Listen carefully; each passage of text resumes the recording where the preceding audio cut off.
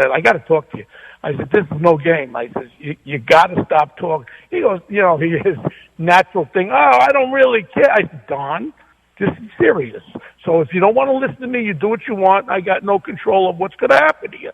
And he goes, really, Bo? I said, no more Frank Sinatra. The man's sick. And the people that don't want to hear you goof on Frank Sinatra because he was the greatest to every Italian-American that was like the Godfather. You don't mess with Frank Sinatra. Well, he stopped that then, and we went on to, after 9/11, Sid, when you were going crazy there, and all of a sudden you were bragging about you got the wrong shirt out of a dry cleaner downtown, and then all of a sudden we put together, I had Johnny C., the stuntman actor, and then we came there and we made believe these were his shirts. And that was a great bit, man. I think Chuck Zito helped you with that too, right, Bo? Yeah, well, he was partners with Chuck, and then all of a sudden the guy actually picked up the computer, and flung it at you. It almost hit you with the computer. And then you were in the back office, you were crying. I was crying. I can't leave. I said, don't worry, I'll protect you, Sid. Remember the time we went down to Atlanta to collect $10,000 from Ted Turner?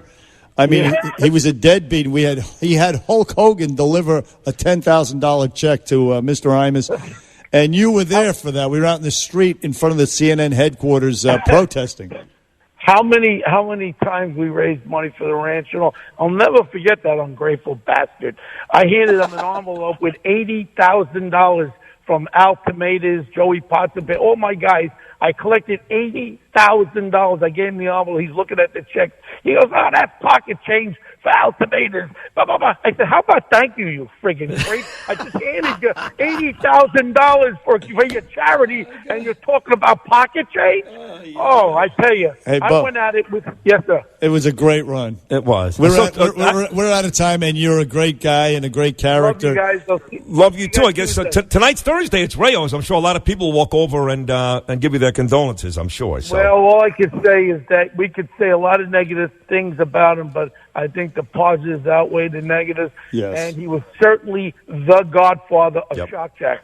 You could have the other guy over there, Stern, and everyone else. They all copied Don Imus because Don Imus was the godfather of shock jock. End of story. He was the first. Well said. No doubt. Thank you, Bo. Happy New Year to you. We love you. Excellent job. And that's a perfect wrap to have Bo Dietl as our last guest on this Imus tribute. Back here in Bernie and Sarah, what a great job today by everybody. Mike Francesa, Senator Joe Lieberman, Christopher Mad Dog Russo, David Juris, Charles McCord, and Mike Green. But you cannot, listen very carefully, you cannot do an Imus tribute show without Bo Dietl. Bo, of course, on that show every week for, 30 years. And, of course, Imus and Bo, the best of friends.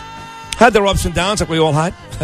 But certainly a very, very, very, very, very tight relationship. So with that said, we end on a very high note with a guy that Imus loved, and we do too, and that is Bo Dietl. Bo, thanks for coming on, pal. Good morning. Good morning, guys. I was waiting for you to call me. I've been on 33 years. I met Don Imus when I got a call from a guy named Soupy Sales, and he was being threatened by his 3 daughters. People don't realize, I think he had 4 daughters, but I knew about 3 daughters, and they were threatening the daughters on the air, so we took the investigation, and we caught one of the engineers actually mailing a letter in New Jersey, a threatening letter to Don, so he thought we were the greatest thing. Is that right? Yeah. What year was that, Bo? When was that? I think 87, I think. This is WNBC Radio. No, excuse me. It was WFAN. Was it 88? Yes.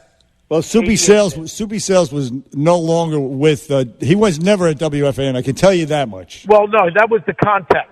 I see. Gotcha. I see. Gotcha. Yeah, so that was the contact, and then we did a surveillance of a suspect, and we actually caught him mailing. We got the postal inspectors involved, and we locked the guy. So that developed our relationship. And from that, we had 33 years of me doing the show. I used to do sports. I did anything. I used to be on 3-4 times a week. And we went through everything together, his ups and downs.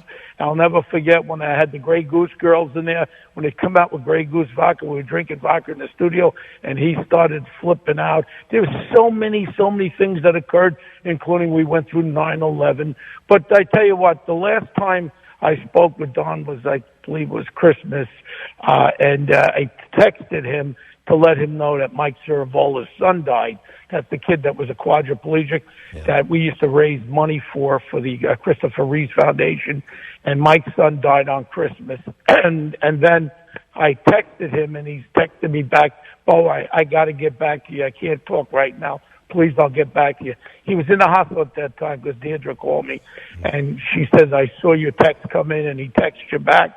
And he was right near his death at that point, too, but he was still texting away. And then when I got the call from Deirdre and Wyatt was on the phone, it was a shock. You know, you say what you want about him. He's a cankerous old bastard. But I tell you the honest truth about one thing. He made a lot of people, and he made a lot of people successful because of the vehicle that he had. It was one of the most listened to show for 30-something years, whatever. And to tell you a little bit about it, I did them for 33 years. I was recognized everywhere in the United States for being on the Don Imus show. Before I went on Fox News, Don Imus was the catalyst of, I guess, bringing me into the notoriety that I was able to develop over the years. And you brought a lot to the table, Bo. You were very colorful. You had friends named guys like Joey Pots and Pans, the Mongo Brothers, guys like that. I mean, tomatoes. It was hilarious, the stuff that you did and said. And even Bo set up the whole Johnny C thing with the shirt thing that day in the studio. Yeah, but we used to have Bo and Joey Potts go to the movies, and we used to do movie reviews every week, and we used to have some fun. And Don hated Joey Potts and bands. He goes, "That guy's slimy." But one of the real things that popped out, Don was going off on Frank Sinatra when Frank Sinatra was, sick and all that. And I'll never forget, I got a call up to Rayo's Louis Dome. And Louis says, "Bo, I got to talk to you." So I go up to Rayo's there. I meet with Louis Dome.